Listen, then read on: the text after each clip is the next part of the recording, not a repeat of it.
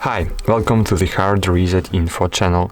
In this video I'll show you how to set up the nearby share function on your Samsung Galaxy Tab S22 Ultra.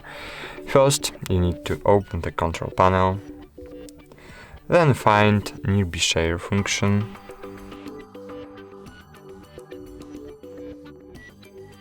tap on it and hold. Tap and hold. Fine, and now you can enable this function, but firstly you need to press on Add or Verify button.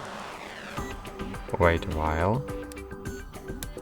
Scroll down to see as I'm in. Cool. Now you can make your device visible for everyone or only for contacts or hidden.